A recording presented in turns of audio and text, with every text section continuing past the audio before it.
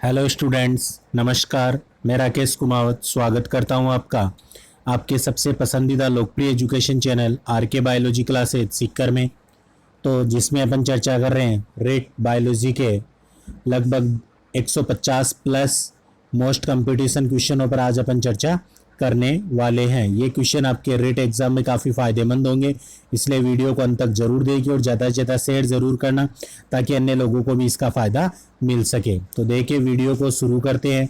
सारे जो क्वेश्चन है वन लाइनर क्वेश्चन है, इसलिए आसानी से आप इसे याद भी रख सकते हैं। तो देखिए फर्स्ट क्वेश्चन, बोटनी शब्द की उत्पत्ति किस शब्द से हुई है? तो बोटनी जो शब्द है वह ग्रीक भाषा का शब्द है। चिकित्सा शास्त्र के विद्यार्थियों को किसकी शपथ दिलाई जाती है?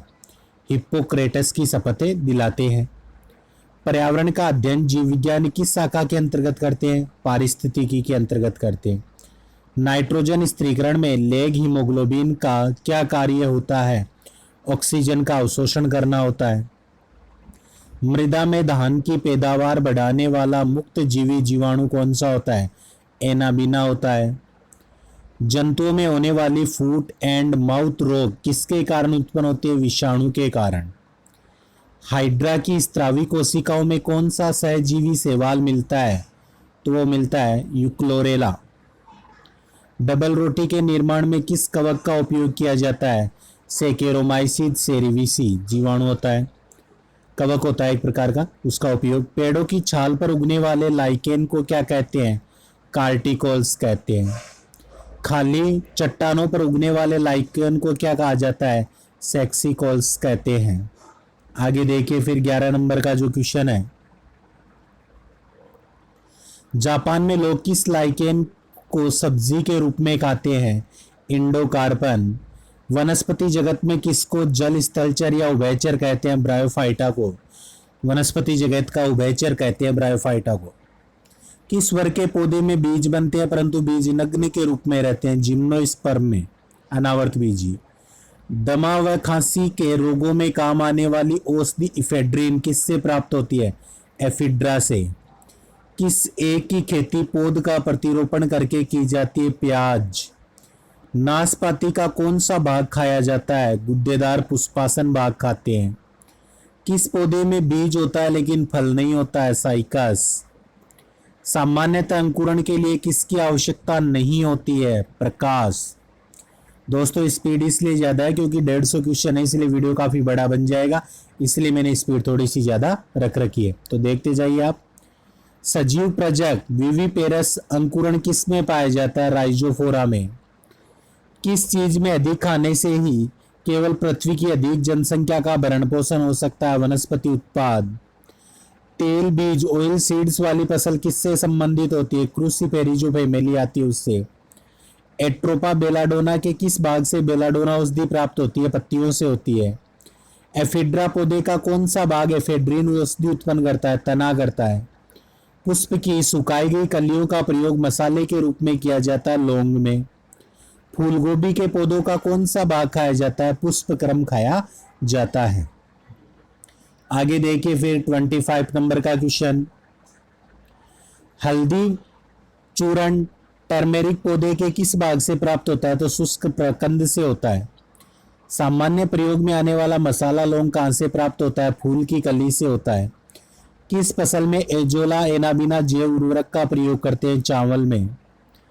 चिलगोजा निम्न में से किस एक प्रजाति के बीज से प्राप्त होता है? पाइन। पौधों की वृद्धि के लिए कितने आवश्यक तत्वों की आवश्यकता होती है? 16 पोषक तत्व है। धान का खेरा रोग या लघुपत रोग किस तत्व की कमी से होता है? जस्ता। फूलगोभी का विटेल रोग किस तत्व की कमी से होता है? एमो। ऊर्जा रूपांतरण में किसके द्वारा प्रकाश संश्लेषण की क्रिया संपादित होती है? तो वह प्रकाश से रासायनिक ऊर्जा में। प्रकाश संश्लेषण में हरे पौधे द्वारा कौन सी गैस छोड़ी जाती है? ऑक्सीजन छोड़ी जाती है। ली कौन सी जाती है? Carbon dioxide. किस पादप हार्मोन के छिड़काव से अनिषेक फल प्राप्त किए जाते हैं? ऑक्सिन। प्रकाशानुवर्ती संचलन किसके द्वारा नियंत्रित होता है? ऑक्सिन के द्वारा। पादप वृद्धि अनुमापन के साथ किस भारतीय वैज्ञानिक का नाम जुड़ा है? जगदीश चंद्र बोस जो है उनका जुड़ा है, जेसी बोस। किस पेड़ को अपनी वृद्धि के लिए सर्वाधिक मात्रा में जल की आवश्यकता होती है? यूकेलिप्टस। पेड़ों की पत्तियों में पाया जाने वाला हरा पदार्थ क्या कहलाता है? क्लोरोफिल। 39 नंबर देखिए, पादप रोगों का सबसे उत्तरदायी कारक कौन सा होता है? फफूंद। हरित बाली रोग किस फसल से संबंधित है? बाजरा से। फिर आगे देखिए 41 नंबर का क्वेश्चन अपना,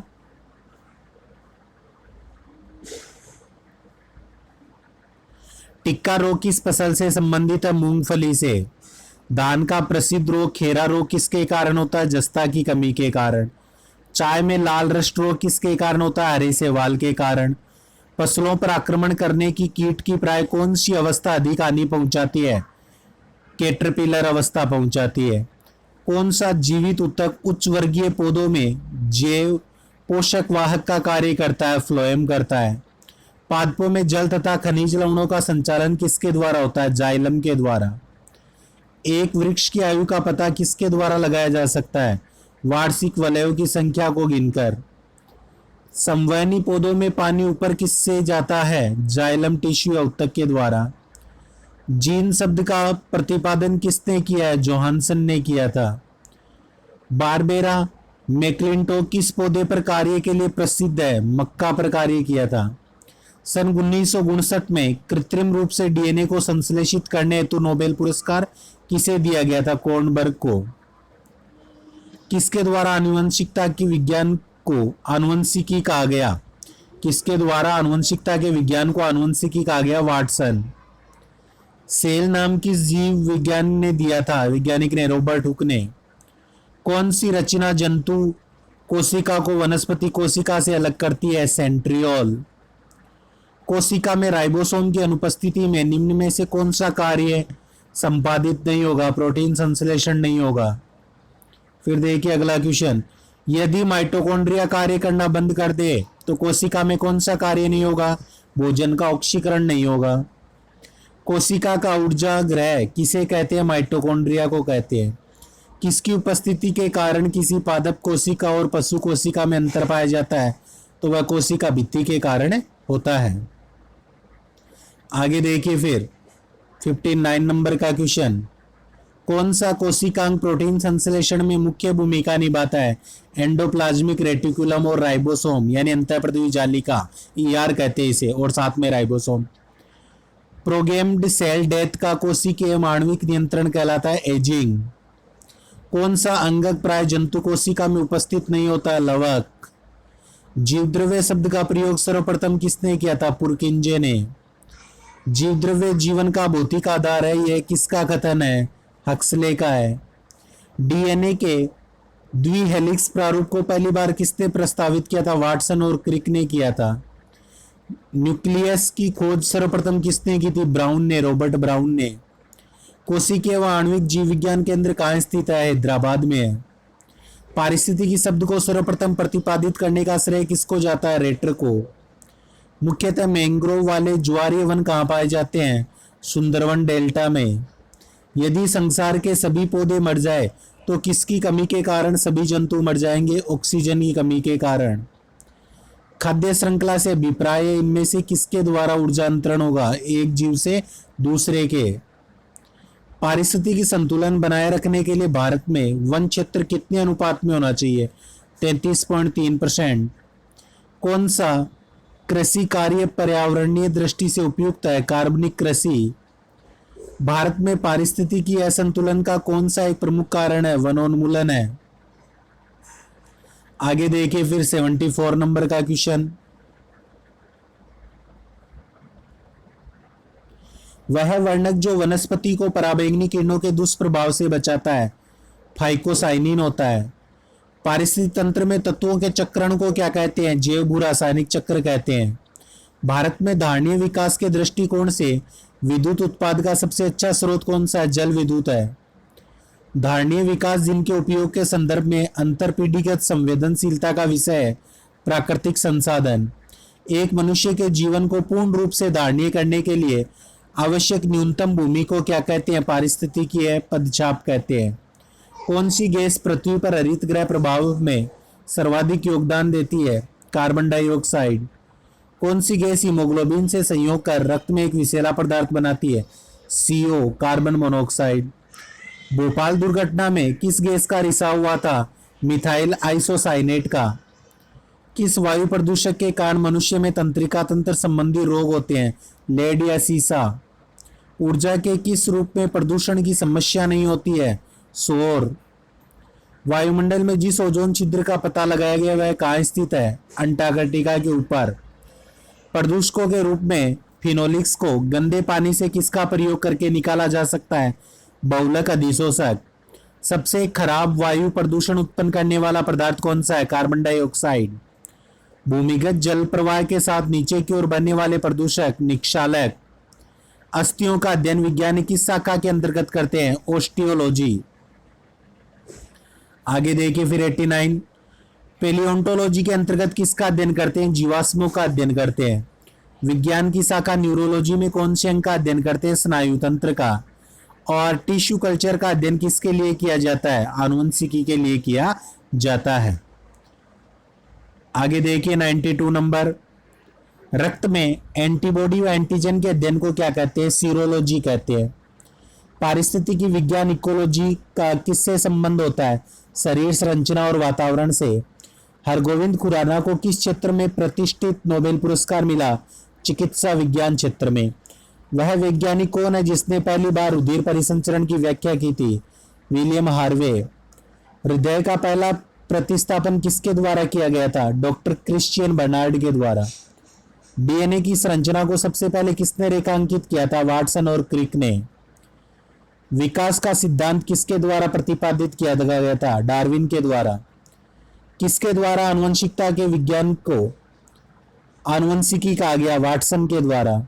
किस वैज्ञानिक ने खोज की थी कि मलेरिया मच्छरों द्वारा होता है? Ronald Ross. हिस्टोलॉजी शब्द का सर्वप्रथम प्रयोग मेयर ने किया था। किस प्रकार के ऊतक शरीर की सुरक्षा कवच का कार्य करते हैं? एपिथेलियल ऊतक। संवेदना का चालन शरीर के एक भाग से दूसरे भाग में किसके द्वारा होता है? तंत्रिका ऊतक के द्वारा। जन्म के बाद मानव के किस ऊतक में कोई कोशिका विभाजन नहीं होता है? तंत्रिका कोशिका में नहीं होता है।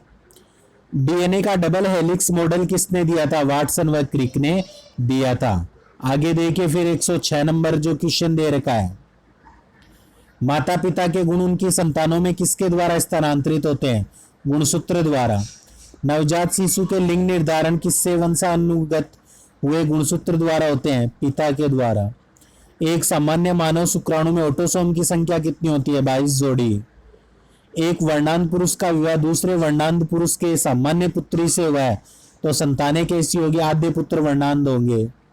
डीएनए अंगुली छाप का प्रयोग किसकी पहचान के लिए होता है? चोर की पहचान।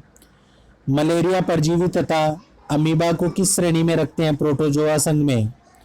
पेचिस या अमीबाइसिस के लिए हिस्टोलिटिका कहाँ पाई जाती है? एंट अमीबा। चपटे कृमियों को किस संघ के अंतर्गत रखा गया? प्लेटिहेल्मिंथेज। फीता कृमि किस संघ के अंतर्गत आते हैं? प्लेटिहेल्मिंथेज। गोल कृमि या सूत्रकृमि को किस वर्ग में रखा गया है? निमेथेल्मेज।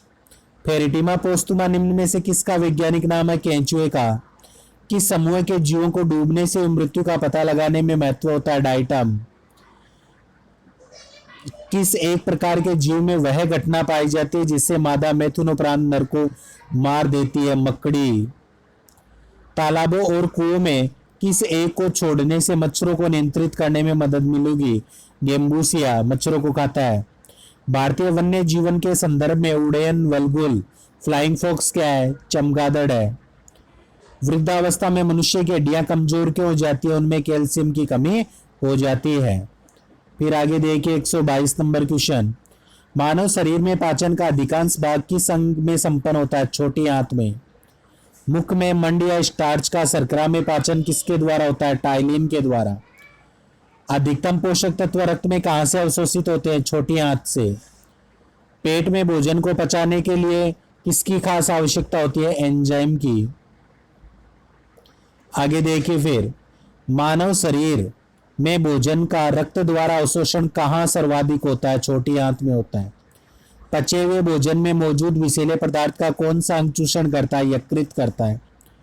मनुष्य के शरीर के हृदय को एक बार छड़कने के लिए कितना समय लगता है? 0.8 सेकंड में एक हृदय बीट होती है। सामान्य जीवन काल में मनुष्य का हृदय लगभग कितनी बार धड़कता है? 2 अरब। मानव शरीर में रुधिर बैंक का कार्य कौन करता है? तिल्ली या पलिया ग्रंथि या स्प्लीन भी कहते हैं।